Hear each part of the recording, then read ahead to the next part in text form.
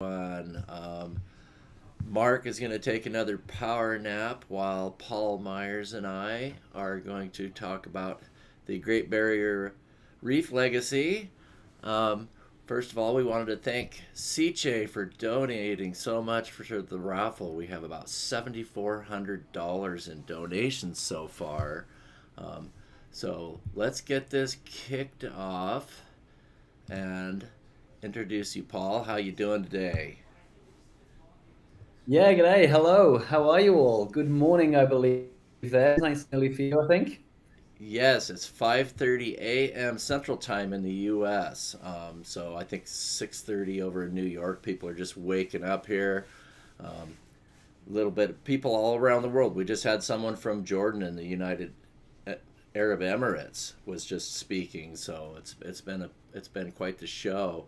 Um, so let's not waste your time with my rambling. I'll let you get to your screen and you can tell us all about what you're doing here. And you go ahead and start your presentation. I'll try not to interrupt too much.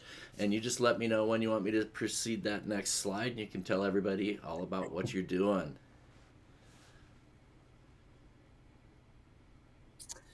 Yeah, sounds good. Thank you very much for the introduction and congratulations on the event as well. It sounds like it's been an awesome 20 odd hours so far.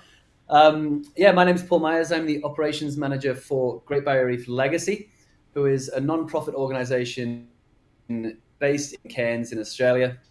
And we are behind the Forever Reef project, which is what this discussion is going to be about. So, before I go too far, just a bit about myself. I've worked on the Great Barrier Reef for it's been about 15 years now. So, not so a bit different to what this is all about. It's not so much in the aquarium side, but I've been a dive instructor, a skipper, and an operations manager in the tourism industry for that time. And about 2016, I started volunteering with Great Barrier Reef Legacy, which turned into a job about 3 years ago now that I've been employed by them. So it's been a fun journey, and seeing all that time working on the reef, it's great to now actually be able to give back and do a bit of conservation work out there. So if you go to the next slide, I'll tell you a bit about Great Barrier Reef Legacy. As I said, it's a non-profit. We really kicked things off in 2016, and that was following the mass bleaching event of 2016. It was really very confronting for someone like myself who was working on the reef every single day. You get to know these reefs like the back of your hand. You get to know where all the critters are. You give them names and things like that. And during that bleaching event, I mean, the site I was on, it was totally devastated. It got to the point where we were struggling to find any living coral left. And that kind of sparked me into action. So I joined Great Barrier Reef Legacy, and they're a non-profit who was created to help protect the Great Barrier Reef. And the photo you can see on your screen there, that was John Rumney. He's our founder, an amazing man. Unfortunately, he passed away a few years ago, but he won a Lifetime Achievement Award for ecotourism. He used to run a boat called Undersea Explorer that took tourists to the Great Barrier Reef, but on every trip there would be researchers on board as well. And a lot of what we know about the Great Barrier Reef was actually through research that was done on his vessels. So, yeah, great man. And he started Great Barrier Reef Legacy to help protect the reef. So he kind of got to a point where he realized things were changing so quickly. He wanted to do less tourism and more conservation. So that led to Great Barrier Reef Legacy's formation. And when we began, the idea was to connect researchers with the reef. So if you haven't been to the Great Barrier Reef, it's not just straight off the coast. You have to take a boat a couple of hours out. It's quite expensive, and the Great Barrier Reef, as you're probably aware, is massive. It's the same size as some countries. So those areas that are harder to get to, they're very remote, incredibly expensive to get to, and researchers just don't get a lot of chance to get out there and do their work. So our goal was to run these collaborative research boats. And if you take to the next slide, these are some images that we're taking on that first trip. So this was called Search for the Supercorals, this expedition. And we took teams of researchers from all the universities and the Australian Institute of Marine Science and some legendary people in the field as well. And we took them on this trip to the far northern reefs. We managed to get a super yacht gifted to us for this trip, which was pretty amazing, from the Northern Escape collection. And That boat normally sleeps 12, and we had about 23 packed onto this boat, sleeping in swags everywhere. And we had researchers looking at all aspects of the reef. There was people doing microbiology. They kind of turned this marble spa bathtub into a coral laboratory, which is pretty cool to see. We had people doing drone mapping, doing underwater 3D imaging, which you can see in the top right picture there. The Australian Institute of Marine Science were collecting samples of coral to take back to their CSIM. The photo in the bottom left was a very important one for us because we had Dr. Charlie Veron on board with us, who I'm sure you guys will all be familiar with. He lives here in the Tablelands, and the godfather of coral. He wrote the books on coral taxonomy, and I think he identified about a quarter of the world's coral species and named them. So on this trip, he found that coral in the bottom left, which was a new species of coral, new to science, which was pretty awesome. That was a great outcome from that project. But another thing that he found on that trip was an area at Lagoon Reef, and it was a site that was about the size of a football field, and it had 215 species of coral in it, which, for those not from Australia, that's about half of the hard coral species on the Great Barrier Reef. We have just over 400 of them here, so nearly half of that diversity in one location, which was really remarkable. So next year we went back and we did some more research there, and then a year later we went back again, and it was completely devastated. It was gone. And that, again, was another one of those times that was quite confronting. We'd had this amazingly diverse reef, and it was a cyclone that hit that one. And so, yeah, one cyclone came through, ripped it all up, and we lost this amazing, diverse area of coral. The good news was that we went further north and found another location which had, I believe it was 285 species of coral. So even more diverse, Oh, wow. nearly 3/4 of Great Barrier Reef diversity in one area about the size of a football field. So really quite remarkable. And that kind of got us thinking, right, on one hand, we have these amazingly diverse pockets that just, have so much diversity in these small areas.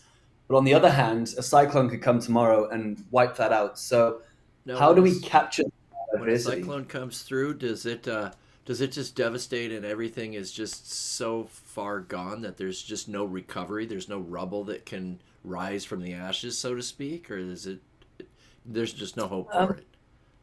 yeah, I guess that depends on the severity and, obviously the frequency of them as well. A lot of what we're finding on the reef here, and I assume it's the same in reefs around the world, is just this cumulative effect where, we have a bleaching event, we have cyclones, we have crown thorn starfish, and they're just too frequent after each other that the reefs are struggling to recover. They haven't got that time in between events to actually regrow and recover. So it's more this cumulative impact rather than one-offs. But I certainly see. one cyclone, if it's big enough, like we saw it just rip up entire reefs and there was just really nothing left. It was, yeah, pretty devastated, that one. So yeah, it kind of got us thinking, how do we capture that biodiversity and keep it for future generations? So that's what led to the Forever Reef project. So if we head to the next slide, um, see where we're at. So some of the other issues that we're having, obviously, we had over here 4 bleaching events in 6 years. And if you go to the next slide again, this is the issue, with those cumulative effects we have, between bleaching, crown thorn starfish, cyclones, there's just a lack of recovery time. And each time we get hit with one of these events, we are losing our most vulnerable corals. So we want to try and capture that diversity and protect it for the future. And we'll keep going. So I guess a question we often get asked is, well, what's the point? Why should we care about coral diversity? And I suppose most of you guys watching here will be aware of that. Reefs are super important. They not only are beautiful, they have this amazing diversity linked to them. So reefs cover 0.1% of the ocean floor, 25% of all marine life coming through them. Every day, over 1 billion people rely on them, whether that's for work or for food, coastal protection, all these amazing reasons that we need to protect coral reefs, and that's why we do the work that we do. So we'll keep going and we'll try and get into the actual project. Let's skip past that one. The clock's ticking. That's what that is. Again, you guys are probably familiar with that, but right now, ocean temperatures are warmer than they should be. We're just switching into the El Nino weather patterns. The current predictions for coral bleaching for this coming summer in Australia is pretty grim, depending on where you get your information from. But there is quite a big cause for concern that we're going to have some pretty bad bleaching again this coming summer. So basically what we're trying to do about it, it's a pretty simple idea. The idea is we just want to collect every species of coral, store them in onshore facilities, which is where people like yourselves and the aquarium industry has been just so vital for us, and basically keep this biodiversity alive in tanks, which is the Forever Reef project. And we'll keep going through the slides and I'll start talking about how we do that. Basically like Noah's Ark. I know that's a bit of a fun one, but that's what we get compared to a lot. It's just like an ark for corals, similar to the seed bank in Norway as well. Over there in Svalbard, they have a backup of every seed in the world. In case there was some global issue, we can actually recover from that. So our idea has a lot of similarities in that we're just trying to protect that biodiversity so that in a worst case scenario, we haven't lost it. It's still there and we can do something with it. And we'll keep going. Now, is that something you guys are trying to record taxonomy and relocate it to specific places, or just get it into the industry and national aquariums as a whole, or just hobbyist hands? What's scale? Yeah, so there's lots of different ideas around that. The initial idea, because we are a small non-profit, we didn't have anywhere to put our corals. So the initial idea, which has now become more of a long-term idea, but we called it like the Uber model, where we don't have any tanks, but you've got a tank at home and Mark's got a tank at home, so you could actually look after these corals for us. And, it's a numbers game. If your coral doesn't make it, that's okay, because Mark's got another backup of the same species. Absolutely. So that was kind of like the initial idea. We've now been very fortunate, and I'll come to it a bit, but we do have some partners in place. So we have partnered with Cairns Aquarium, and so our full collection's there at the minute. We also partner with Sustainable Reefs, who have some of our collection. I think you spoke to Lyle Squire earlier as well from Cairns Marine. I think he was on with you guys. I do not maybe recall. I may have been napping during that one. I know he's on the line. Yes. Fair enough. I thought I saw his name somewhere, but yeah, so they looked after our corals for a while. So we started partnering with these industry professionals who keep corals alive for a living. So I suppose I should also be upfront with that. I am not a coral aquarist, and you will know a lot more than I do about keeping corals alive. But it's from the knowledge of the aquarium trade that we've been able to really make this project work. And so there is still a long-term goal that once we've done the work we need to do, we can then actually start selling some of our fragments to home aquarists, as well as aquariums around the world. So we'll keep going through the slides, and I think, so that's Lyle, Charlie, and Dean, who is our managing director. So when we first started the project, Lyle at Cairns Marine, they sort of said, look, we've got space here, so collect your corals, bring them here. We'll keep a hold of them until you get somewhere else to store them, basically. And so they looked after our corals for certainly over a year. They did an amazing job, and that's a very good quote from Charlie as well. So again, I assume you all know who Charlie is, but he really does believe that this is the most important project we can be doing for corals and coral reefs. I've known Charlie since 2016 now, and he is an amazing man, obviously a wealth of knowledge, and I've heard him present and talk on a number of occasions, and to be honest, I never know which Charlie I'm going to get sometimes. I think when I first met him, it was all doom and gloom. We were in the middle of that 2016 bleaching event. Everything was going wrong. There wasn't a lot of hope. And then his talks got a bit more hopeful. Like he was like, no, we've got to leave people with a bit of hope and inspire people to change. The last talk I heard him give was probably the most depressing one I've heard him give yet. So, look, he's done this for a very, very long time, and he really does believe time is of the essence, and he doesn't believe corals in the wild are going to be doing well for much longer, I don't think. So, and how many of the 400 species that's why we have right now? Said how many of those species are they caring for right now? Yes, we've got 181 species already. So we are hoping, we've actually been trying to go out and collect for about 2 months now, but we've just had a horrible run of weather where we can't get out there. So we're hoping to have 200 by the end of the year. And so that'll be half of the Great Barrier Reef's hard coral diversity. Eventually, we obviously want to get all 400, and then we can start looking at additional things from there. So we eventually want to get soft corals as well. Obviously, they're not reef builders, but they still create habitat and food for other organisms. And then we also want to go around the world and collect corals from around the world as well and help preserve those ones. Yeah. Good. Next slide. So this is kind of how we do the collection itself. So again, the ultimate goal really is that everything stays alive out in the Great Barrier Reef, and we don't need our project. That's what we all hope for, right? We hope we can deal with climate change and conditions become favorable and corals can thrive in the wild. That's the dream for everybody. But the reality is it's struggling, and I think you guys are probably more well versed than me on what's going on in Florida right now. But that's a great example of why projects like this are so important. So the first thing is when we go out there, we've teamed up with Great Barrier Reef Aquatics, who are a sustainable fisher who collect corals for the aquarium trade. So I guess the first thing is we're not taking any new coral out of the wild. We've tapped into an existing quota, but we've diverted that coral. Instead of coming to the aquarium trade, it's coming through into our project instead.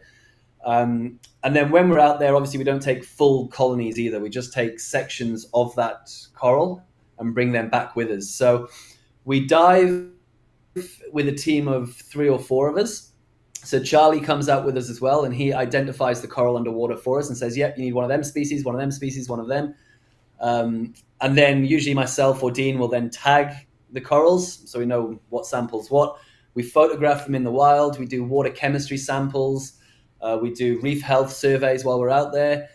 And then Great Barrier Reef Aquatics, Caleb, will come at the end and take that sample for us. Now, the other thing is we initially just want to get one of everything, but I guess if you look at rhinos or giraffes or whatever else, if you want to protect that species for the future, you do need more than one. You need a few genetic variants. So I'll show you we have a board of advisors, and they've kind of said to us, we need to get about 15 representatives of each species genetic variation within the corals. So obviously, you've got one species that might live on the far northern area of the Great Barrier Reef, but that same species could be found 2,000 kilometers further south on the southern end of the Great Barrier Reef. Still the same species, but they've got that slightly genetic makeup. So we need to try and capture that variation across the whole length of the Great Barrier Reef as well. So the initial goal is just get one of everything, but then expand that so we've got a few examples of each thing as well. Also, ultimately... Go ahead to the next slide. Several thousand colonies then that you'll be having to track and kind of keep track of where they've gone, where they've been rehomed. That's a lot of different pieces to the puzzle. Absolutely. Yes, and it is a big project, and I'll be honest, Dean and myself are the only employees for Great Barrier Reef Legacy. We are a very small organization, so we've been relying on a lot of outside help from experts. And again, it's the aquarium trade who've really jumped on this and made it happen. They've got the experience. You guys have perfected all the lights, all the wave makers, all the equipment.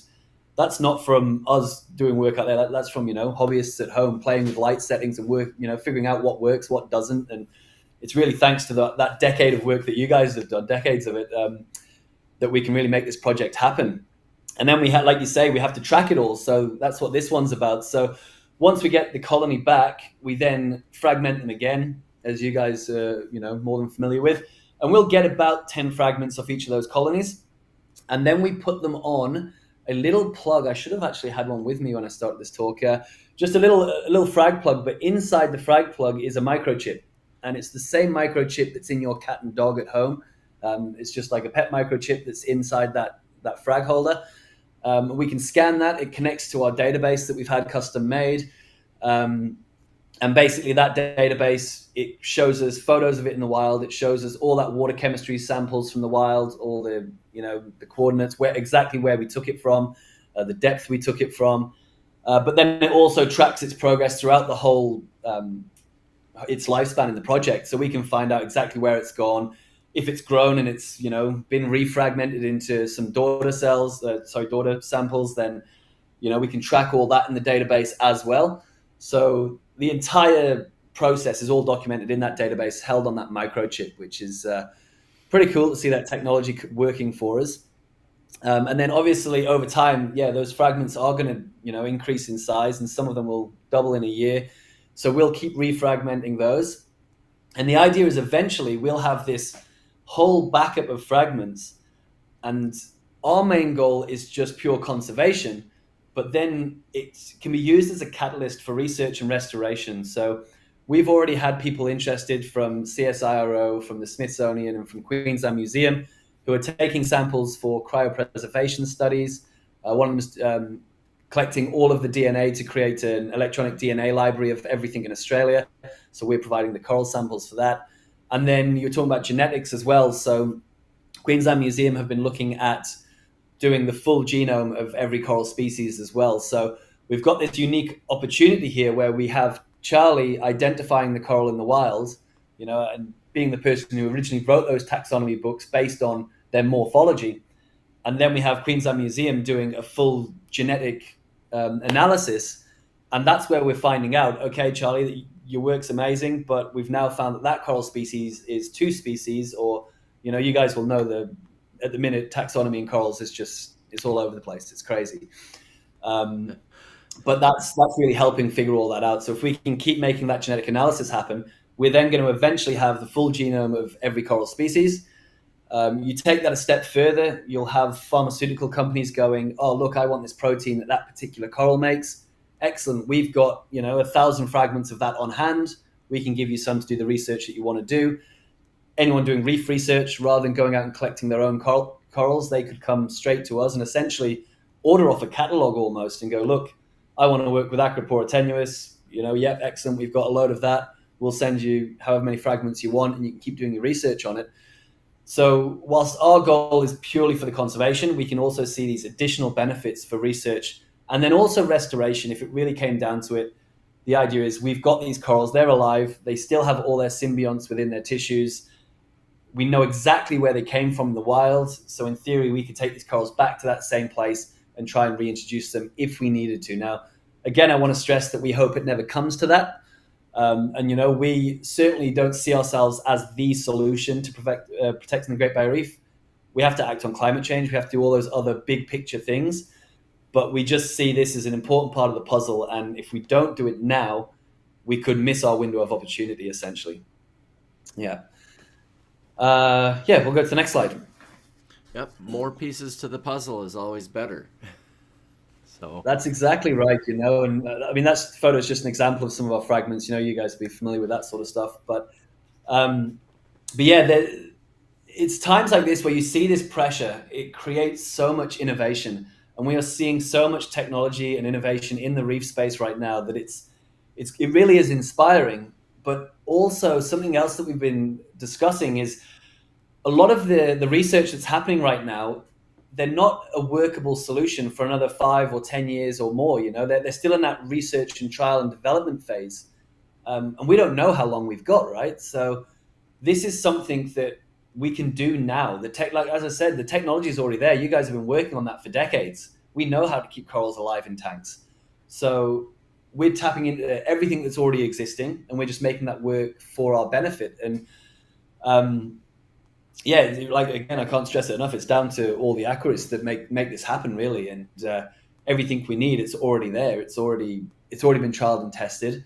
There will be some anomalies. Obviously, in the aquarium trade, there's certain corals that you like to focus on. Since we're collecting all corals, it means we are also collecting those ones that are not so pretty and don't look so good in the coral tank. But it's still an important part of the picture. So for those corals, we have to figure out, what parameters are best suited for those corals. And there is that experiment side that goes into those ones, but most of the work has already been done. So we're just tapping into that knowledge that already exists. Yeah, well, and then I would think that microshipping all those frag plugs would be easy, just to kind of keep an easy track on it once it gets out into the world over, let's say, into my tank.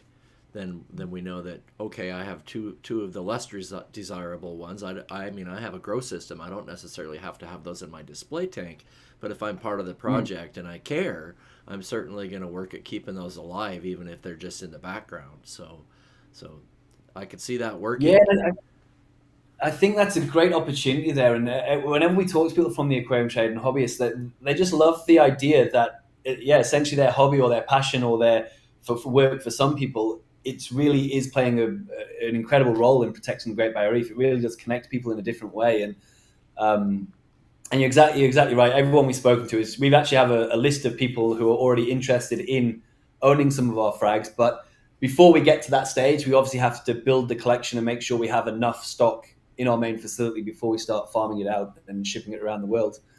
But it will come. I'm sure it will come. It sounds like it. I think you're well on the way. We'll go to the next slide as well, please. I think we've discussed about all this sort of stuff. But yes, the idea is just collect multiples of everything, and then we're holding them in facilities. We have partners in place to do all the research, and then anyone else can keep going as well. And it's basically, just a living stock that we can keep farming and keep growing, and then if we had to, use for reef restoration. We'll keep going. I'm just trying to keep an eye. I think there might be some questions in the comments section. Well, I'll try and get to those. So we, like I said, I'm not an aquarist, and neither is Dean, our managing director. We have, being a small nonprofit, we have a board of volunteers who are amazing and very knowledgeable, but our immediate team at Great Barrier Reef Legacy are not from the aquarium trade. So we recognize that as a weakness in our knowledge for this project, which is why we have panels behind us. So we do have a science advisory panel there, which is a group of reef researchers who are backing the science behind the project. And then if we go to the next slide, we also have a panel of advisory people from the aquarium trade. And you're probably familiar with a lot of these names.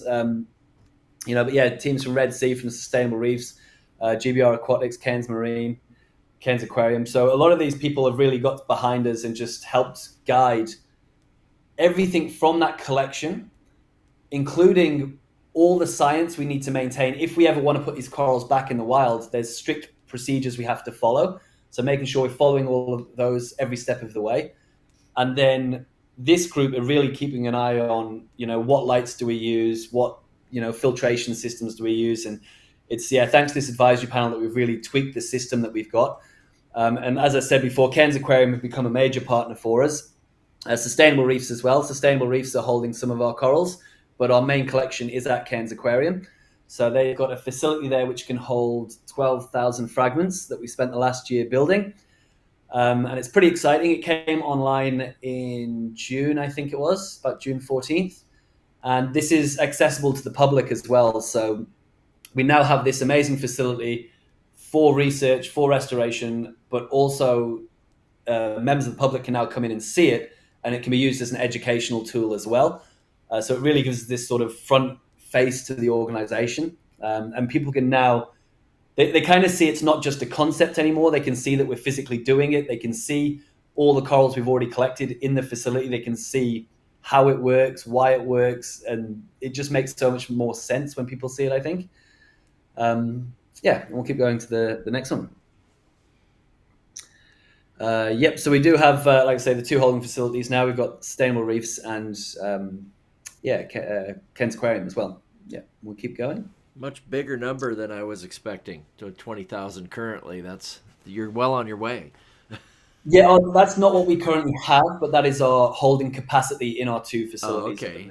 Yeah. So there's we fragments off the top of my head. I'm not sure exactly how many fragments we have, but there's the numbers. So we've got 181 species in there. We do have some double ups of some species already, but like I say, by the end of the year, we hope to have 200 species.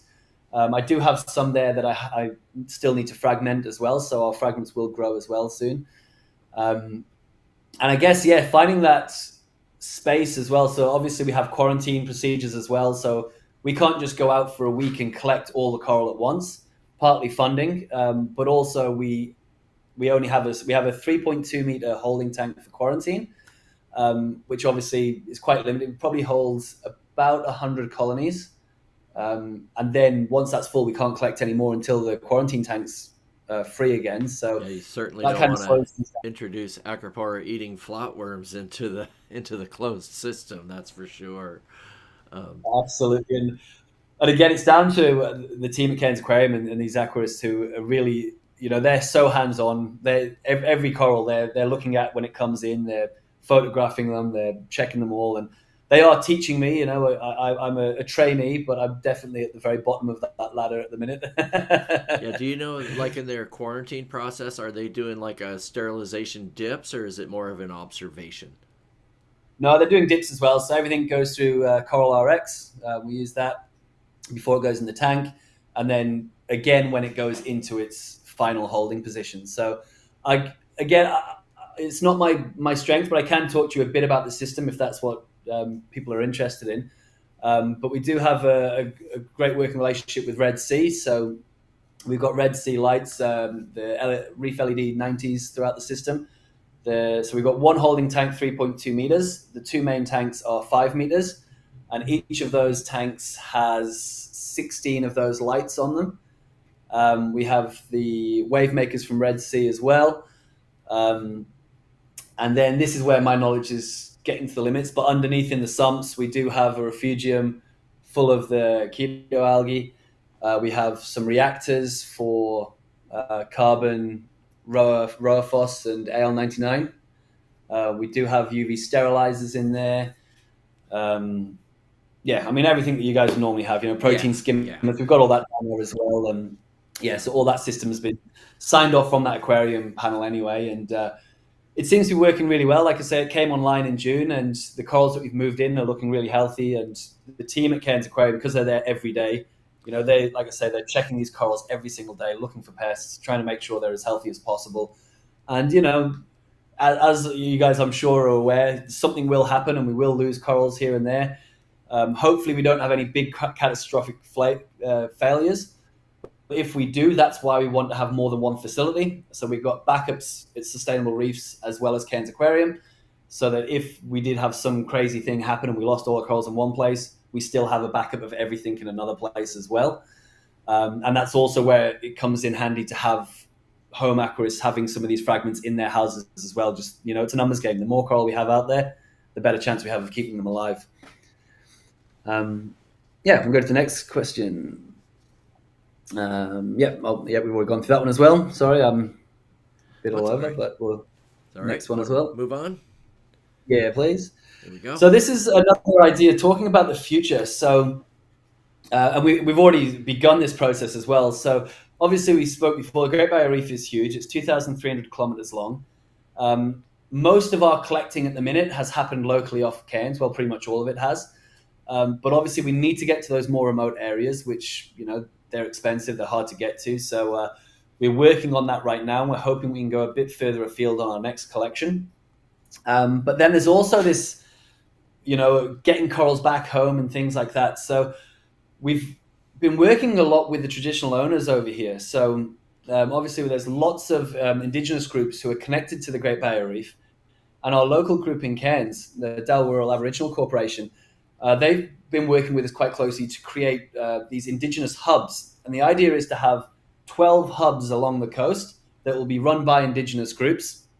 And it would, first of all, empower them to conserve their own local coral biodiversity. So essentially, we would go out on their sea country, collect their local species that are found there, and bring them back to a little hub system.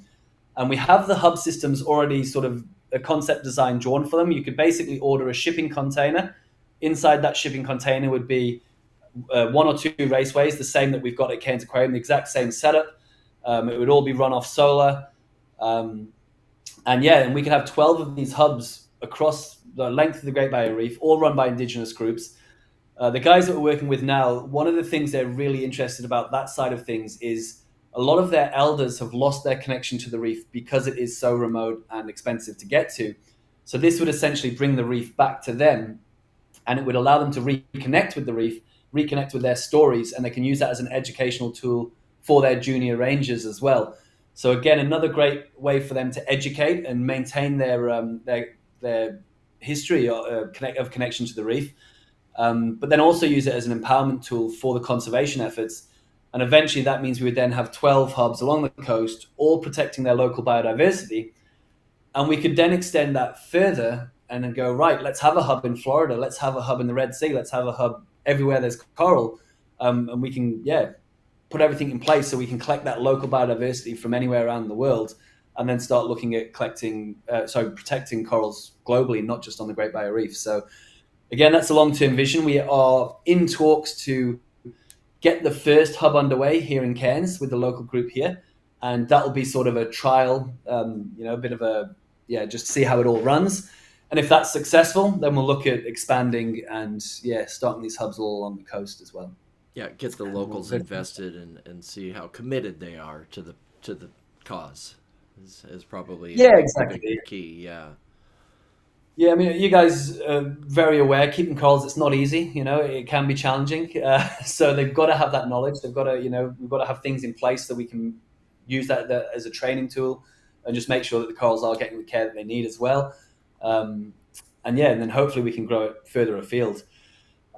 This image is more of a concept design as well. So it's another long-term vision, which I don't know if we'll ever realize this one, but we did get to team up with some amazing people at Contreras Architecture, Arup Engineering, and Werner Sobeck, who teamed up to design the concept building to have our very own facility that would hold the entire world's Great Barrier Reef diversity within one building. So our local council in Port Douglas have actually already gifted us some land for this building. We've had the architecture all drawn up, and it was amazing. It actually grew. It gained some awards in global awards for sustainability. Carbon neutral from the whole build to the setup to the running. All of it was designed to be carbon neutral. So it won these global awards for its design. And it is a great idea to have all these corals in one place as part of the project. The issue is that design is a $70 million project, which for a small nonprofit like ourselves is well out of our reach. I should say that we actually don't get any government funding at the minute, it's kind of crazy. We have letters of support from all of the government agencies. We have letters of support from all the universities saying, love the project. It needs to happen. You guys are doing great things. Keep going. We're just not going to fund it though. And what we seem to have found is the funding. The reason for that is, although people love the project, the funding that's out there for the Great Barrier Reef at the minute is already allocated to certain areas. So, X amount of dollars is going towards crown of thorn starfish removal. X amount is going to water quality. X amount is going to, whatever else. But reef restoration is another one. But we don't fit in any of those boxes. We're not really doing restoration. We're taking coral out of the water. So they just haven't quite found where to fit us in the government funding models. So it's kind of good and bad. I mean, the good things on that is means we can be a lot more flexible, and it gives us the ability to, work independently and just get the job done and kind of go under the radar and just make it happen. But with that, it's all come from public donations. So Charlie was on a TV show here in Australia a couple of years ago. And on the back of that, we got enough funding to build the facility at Cairns Aquarium, which was really amazing. And it's public donations and the odd philanthropic investment that's kind of kept it going to where it is now.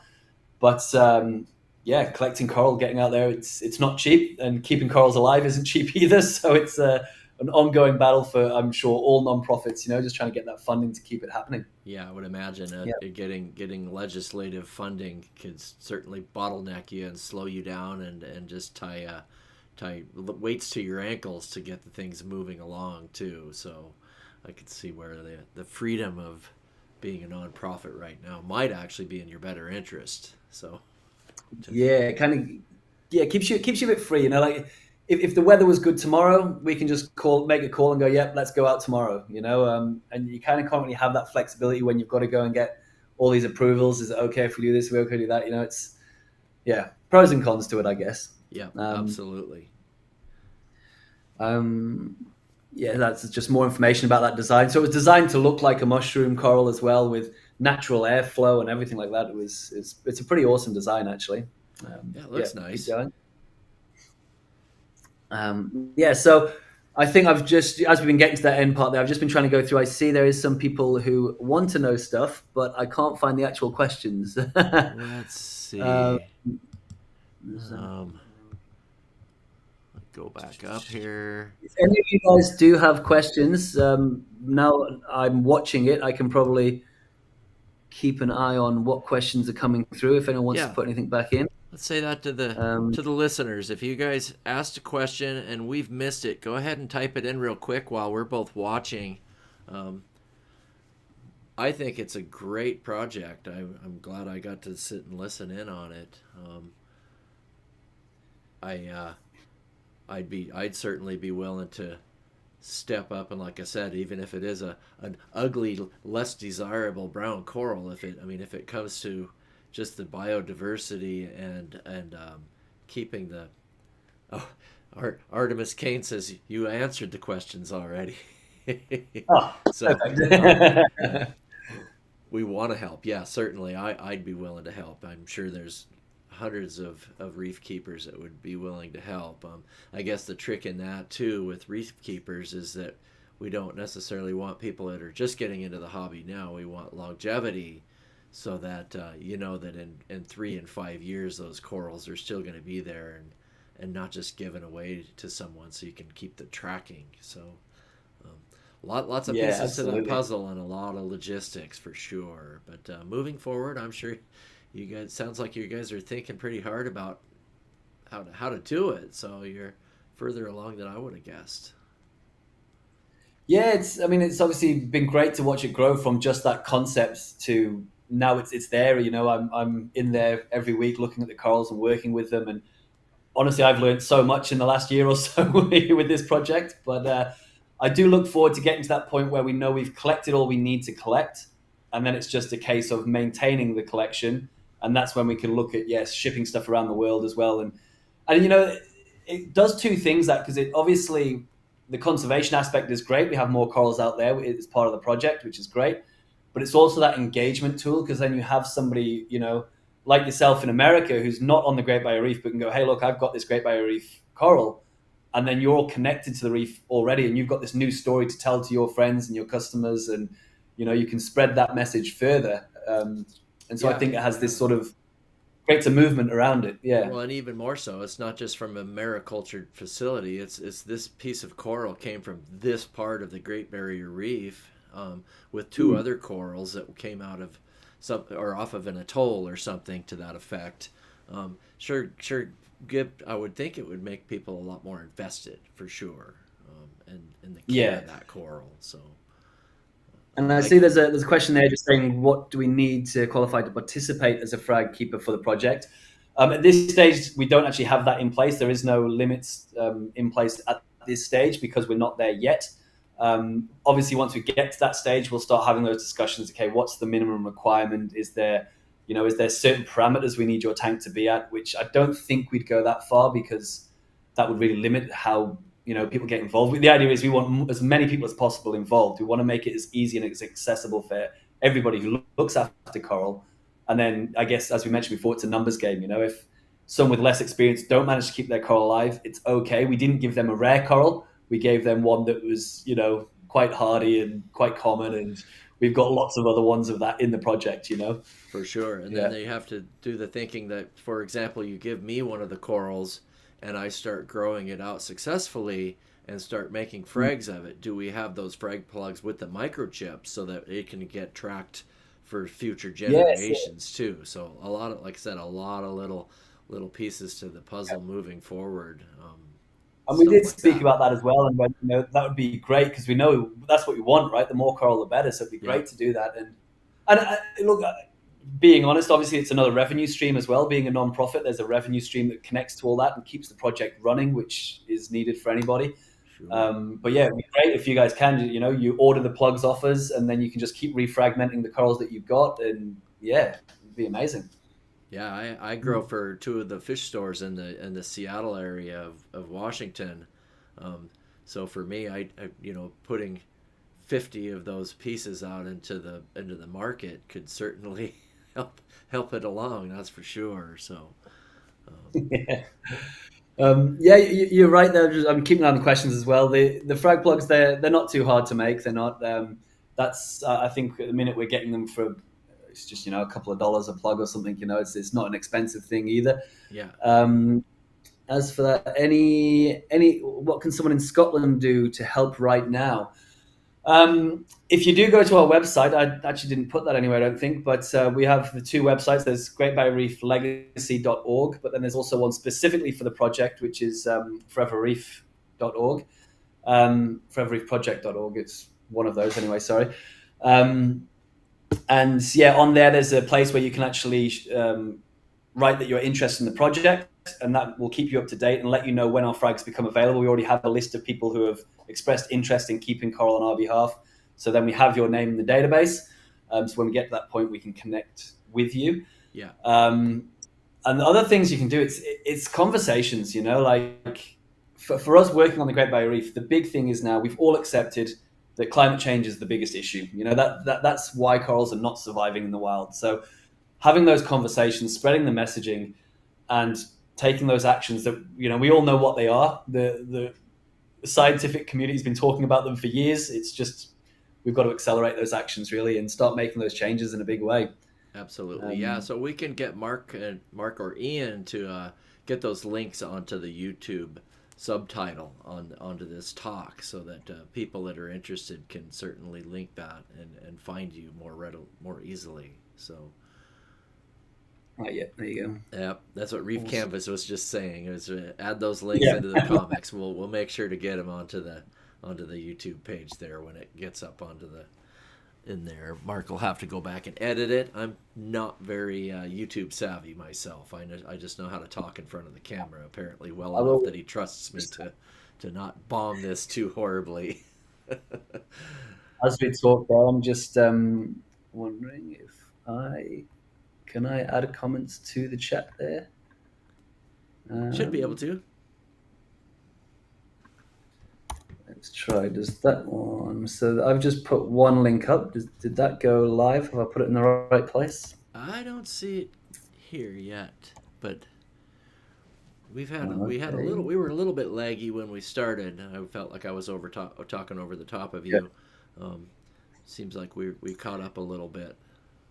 With our time. Either way, yeah, I'll make sure that they are in the links anyway. I'll make sure that's easy enough to edit it after the fact. So I think we'll wrap this up. Yeah. And we'll get Mark back out of bed. It's time for his talk right now. We were all teasing that we were just going to sit in here and complain about the power went out. We had a big rain squall come through here about 36 hours ago and knocked the power to the house out for just shy of 24 hours. So we were working on generator power, and it was about 85 degrees with 80% humidity in the house here. It's been a rough 24-hour live stream, but we're getting through it just fine. We're not ripping each other's throats out. It'll be fun to wrap it up. It'll be fun to go back and watch some of these videos when I have time and more energy. Thanks, Paul, for taking your time out of your day and sharing that with us. I appreciate it. I'm looking forward to seeing what you guys do moving forward in the future. I think thank you very much. Thank you for having me. It's been an absolute pleasure talking with you, and great work. I mean, I don't know how you guys are still awake. It's about 9 o'clock here, which is past my bedtime, so I'm struggling now. But you guys have gone all night. Yeah. Well, right on. It was nice to meet you. You have a good evening then. Thank you. Yeah. You too, Dwayne. Thanks very much. Have a great one. Bye. See you soon. Bye.